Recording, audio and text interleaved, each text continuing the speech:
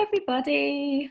Welcome to another Emerging Proud interview. And we have with us today the lovely Abbie Foster, who's actually in my hometown of Norwich. We could have done this together, couldn't we, Abbie? Coffee shop.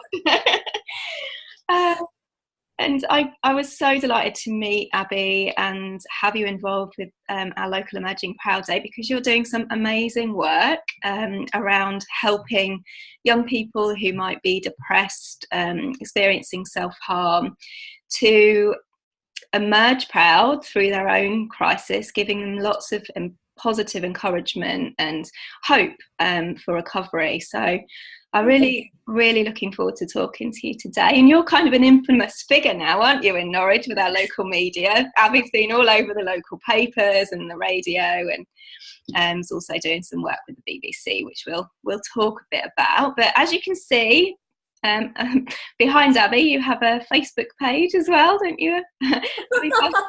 Stay Strong. So if you want to look that up, we'll put the link below the interview. So Abbie, I don't know if you'd mind just giving people a bit of background about what led you to doing what you're doing now. Yeah, of course. So from a young age, I was bullied everywhere I went, and I couldn't really find a way to deal with it. And I ended up taking it out on myself. So it led very quickly into self-harm, first with like rubber bands on my wrist. And then when that didn't work, I led into more serious things with that.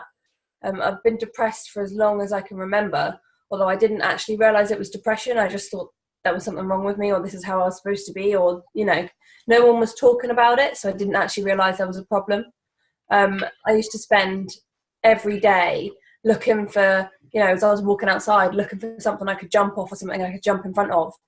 It fueled my life. Everywhere I went, I was thinking about how I could kill myself.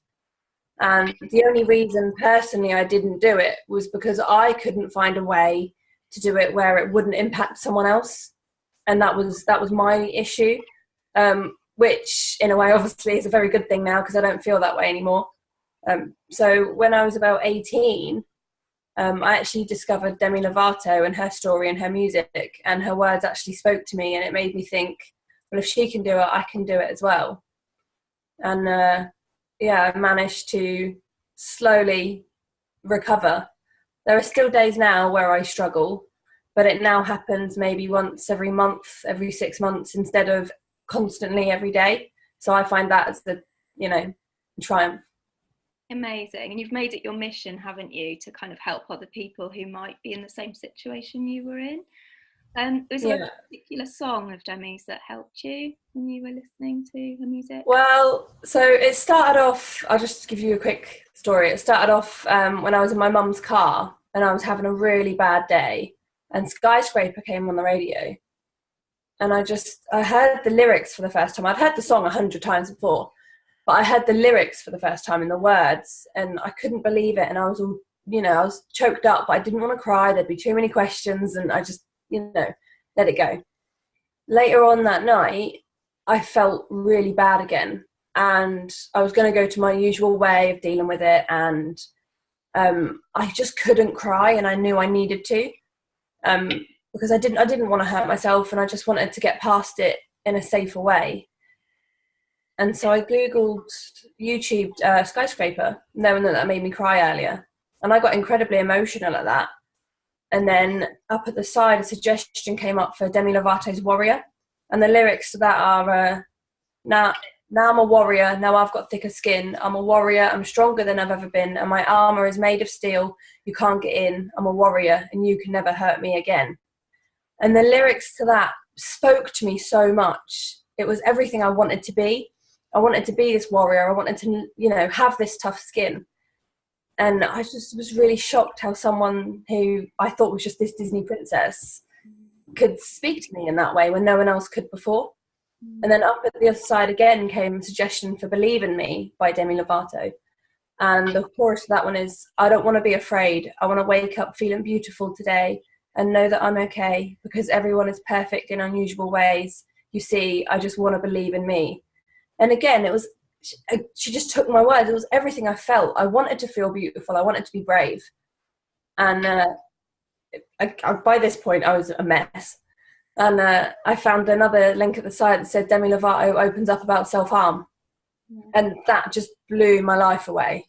So that's how I found out all the stuff that she'd been going through. Wow, so much of what you've said is so important, isn't it? It's like actually being vulnerable and allowing yourself to cry and kind of normalizing the emotions is being the warrior, isn't it? It's like allowing our vulnerability and normalizing this for other people. And so it's like, it seems to me like a positive domino effect, and that's kind of what I want to create through this campaign. It's like the more and more people speak out about their struggles and their vulnerabilities, the more normal it becomes for society, and the more of us that can stand up and not be ashamed to cry or say, yeah, I've been through that too. And is that kind of the motivation behind your Stay Strong campaign? It is. I sort of realised that, there was no one around for me to speak about this. I didn't tell anyone when I was young because no one was talking about it. And so I thought, well, no one else has obviously been through this then.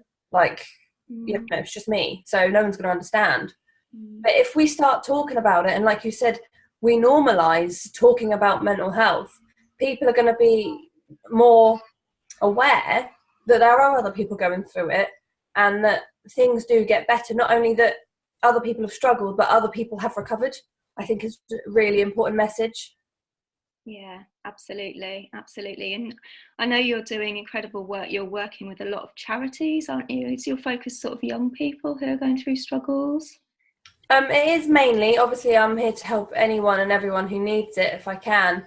But I do focus mainly on young people because I'm obviously so quite young myself. And that's the experience I've got, like, through school and through everything else. Amazing. It's like you've just emerged into this warrior, haven't you? And it's that's the key. It's like allowing yourself to break down and learning to love yourself through that pain is kind of what helps us to do that. Yeah.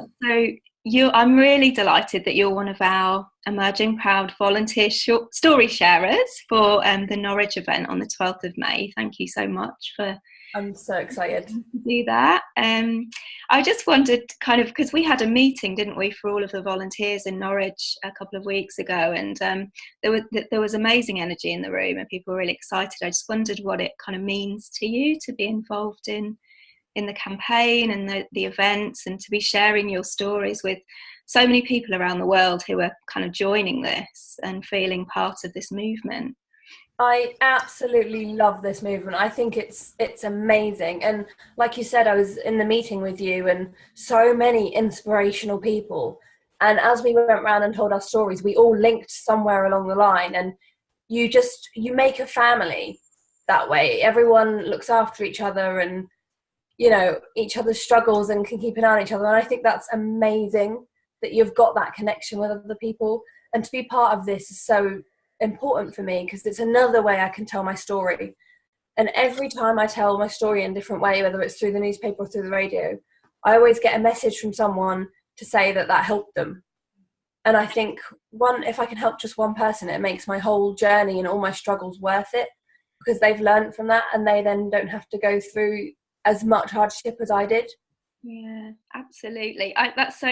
It's interesting that you say when people tell their stories, it resonates somewhere, because that's how I used to feel. Like, my life is only worth living if I can help one person. And if I've helped one person, I'm worthy of being alive. And it's like, yeah, so the more of us that can sort of be helped by sharing our stories and joining together. And I think family and connection is really pertinent as well, because it can be so isolating, can't it, as you sort of described when you didn't speak experiences, you felt so alone. Amazing. So what are you doing at the minute, Abbie? Are you I know you're working with the BBC. Yeah, so I'm doing a project with the BBC. They're making a video about me and how I'm trying to help other people and how Demi helped me to hopefully show other people that, recovery is possible and that they can do it. And they talk about my cards as well, and which I made through Fixers, which are a charity that help young people to use their past to fix the future.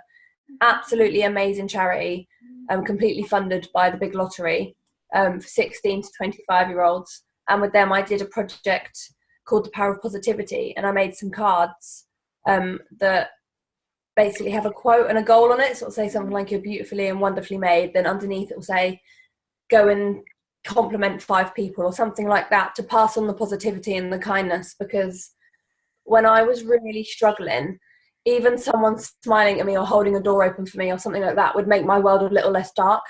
And I think spreading on that kindness is a really important thing, because you never know who's out there struggling. Yeah. I recently went to London to do a body image event with fixers, and we spoke about the pressures of young people and how body image affects them in lots of different ways. I'm going to Kent with fixers tomorrow. Obviously, I'm doing your amazing event in a couple of weeks, so we've got quite a lot on the cards, and there might be some more in between that. We'll see. It's incredible what you've achieved in 4 years, just from kind of being silenced to now sharing your story nationwide, and now this is, this will be international now, so you're reaching even more people. So I honestly say, like, speaking out and being honest with not only myself but with others around me was one of the most important parts of my recovery and of my life. And I was silent for so long, and it got me nowhere. And when I started talking about my story and my life, and it's got me so far, and it's got me far enough to help other people with it, and that's amazing. So I always say to people, speak out if you can, because it's really important for yourself to be able to be honest with yourself. Absolutely. Was there anything else that you can think of in particular that helped you on your recovery journey? I know you said you still have struggles, and that's the norm, isn't it? Life isn't a piece of cake. We still struggle with things every now and again, but is there anything? Yeah, one of my favourite things to say is when people say that to me is, I'm not like a car that goes into a body shop to go and be fixed, have its window repaired and come out and you're perfectly fine. No, it takes constant progress and baby steps. And like I said, I'm not completely fixed. There are still days where I really struggle, but I know how to deal with them now. And I think that was really important, was learning what my triggers were and figuring out how to deal with them. And one of my biggest things as well was taking myself away from the negativity. So when I was really struggling and when I started, I surrounded myself with as much positivity as I could. There was a motivational quote wherever you looked, on the wall, on there, like completely surrounded myself. So I didn't have a choice not to see something positive. And I think that was really important for me, because every time I was struggling, I was like, okay, there's one there, there's one, that's one. I've always got somewhere to go. And so I got rid of anything negative that I could in my life, because I needed to focus on myself. And, I was called selfish by some people, but I come first. I need to come first. And that's what I tell people. It's all well and good you helping other people, and of course that's amazing, but you need to come first, because if you're not okay with yourself, and I learned this when I was a peer mentor at school, trying to give other people advice, I get distracted by my own cloud and then can't pass the right judgment. And so you have to look after yourself before you can look after anyone else. That is such an important point. Thank you for bringing that up. Yeah, absolutely. The wounded healer, we can't heal other people until we've healed ourselves. And like you say, it's a continuous journey. That's so insightful, to surround yourself with positivity, but also to kind of honour the difficult emotions that come up, and not push them away. They're not wrong. They're there they come up for a reason. I see it as passengers. So yeah. A lot of people, I think, need to realise that negative emotions are part of you. You can't be positive all the time. And like you said, you can't just push them away. You do have to deal with them and process them. And I had to look right into my past when I started to recover, because there were things that I blocked out and other things that had happened. And I had to sit down and I had to deal with them to be able to move on. And there are times that you are going to have to do that, even though you don't want to, because you have to be able to put them to bed and in the healthiest way possible. Yeah, absolutely. And like you said, Abbie, it's about, using the other people who have spoken out, using our family of peers to support us with that as well. It's so easier when we do it together. Yeah, when you have that support system around you, it's really great, because there were times where my friends could see that I was slowly, I was falling back down to old habits when I couldn't see that.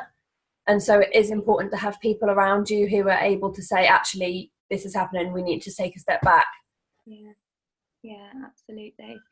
So what's your vision, Abbie? Have you got like I was just thinking about how, you know, a lot of depression as well is when we don't have meaning and purpose in life. And it feels to me like this is your absolute sole purpose. You know, you've found your Yeah, that drive. was, you know what you say, that was one of my actual hardest things, because I felt like I didn't have a purpose.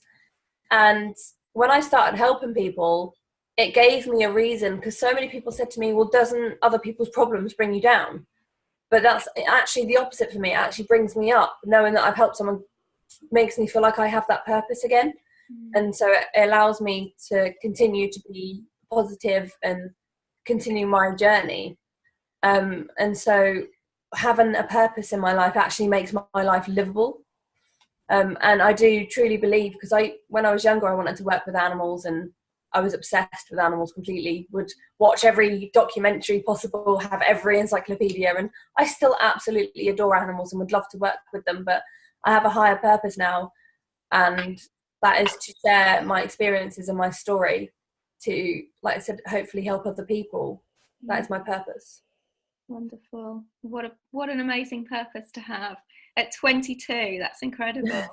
I just hope it continues. I don't know how long I can keep this up for, but we'll see.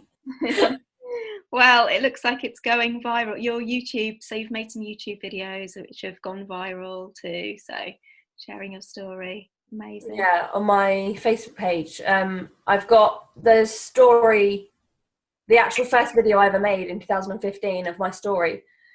Two Demi Song Warrior has got like 50,000 views or something, and then like my 2-year clean video has got like 65,000 views. And I've been incredibly busy in the last year and haven't actually had a chance, because a lot of thinking and stuff, but I'm gonna try and do one soon. Oh yeah, bless you. Or maybe we could do, you know, we could do one around Emerging Proud as well, and That'd be cool. after the day, or maybe even on the day, you know, see what evolves. So if you'd like to come along to our event in Norwich on the 12th of May and talk to Abbie and hear more about her story, please feel free. It's a free event at the Kinder Cafe in Castle Meadow in Norwich City Centre. So you'll be there along with, I think we've got 14 other volunteers. So it'll be an exciting, It's gonna be a great day. inspiring day with lots of positive quotes around the walls. And yeah, I'm gonna bring loads. Yay, wonderful. So we'll share some links below about the charities that you're working with as well, Abbie. Yeah. Is there anything else that you wanted to share today? There are a couple of other charities that I work with, just to throw that in there. I'm actually an ambassador for Respect Yourself, which actually, it started Norfolk based, and has gone out sort of around the UK. We all have Twitters, so I'm Respect Yourself Norfolk, so head over to Twitter. We try and educate young people based on facts and advice and that kind of stuff, so it's really cool. So yeah, head over to Twitter and find us there. Wonderful. And you know, your story is like, I say this to so many people, but just the epitome of someone who's emerged proud through your crisis. You're doing incredible things to help other people, and it just shows that, you know, any of us can do that. Any of us that can recover. It doesn't matter where you're at. You know, if you're watching this and you're struggling, if you're in darkness, if you're self-harming, then there's always hope. Is there any message you'd like to give anyone that might be watching who's in that? Yeah. So like you just said, even at the darkest times when I felt like I wasn't even going to make it to the next day, my whole life I felt like I wasn't even going to make it past 16, 18. And it's really strange now, because I can now sit here at the age of 22 and say, I love my life. I'm able to call myself beautiful. I'm over 3.5 years free from self-harm. And I love what I do, and my life's really good, and I've got great family and great friends and an amazing boyfriend, and life is good. And I never thought I'd be able to say that. So just when you feel like you're losing all hope, just hold on a little bit longer. Remember all of the reasons that you stayed strong in the first place. Don't give up. You will get through this. I know they seem like empty words because you hear them all the time, but you know, from one person who's, you know, reached a point in their life where they can say that I promise you, just hold on, it will get easier. Wonderful. Thank you, Abbie. Are you happy for people to contact you? Yeah, of course. My inbox on Facebook on Abbie Foster Stay Strong is always open. I'm also on Twitter and Instagram as Abbie Foster's _SS, because it wouldn't let me have the whole thing. Yeah, always open. I'll obviously get back to you as soon as possible. Yeah, wonderful. And it's that balance, isn't it, of wanting to be there for other people, but also, like you say, self-care is not selfish. Actually putting our own oxygen mask on before everybody else's is key to keeping going and keeping strong. So yeah, there are days that I take time away from my phone and things like that, because like I said, I need to look after myself first. So if I'm having a rough day, then I will fix myself and do all the things that makes me feel better first. Yeah, absolutely. So that's a great message to give to people too. It's not selfish to care for yourselves and say no as well. I have to do it too. Yeah, 100%. Wonderful. Thank you so much for joining us, Abbie. Thank you. I'm really excited for the event day. I'm really excited to have you, and it's great to be local and to watch the journey in the press. It's really inspiring what you're doing. So thank you. And thank you for your bravery, and keep going. We're all behind you. Thank you. I appreciate that. Masses of love from the Emerging Proud community. We'll keep you all posted on Abbie's progress as well. So yeah, catch up with you again. Thank you. Cool. Okay. Thanks, guys. Bye.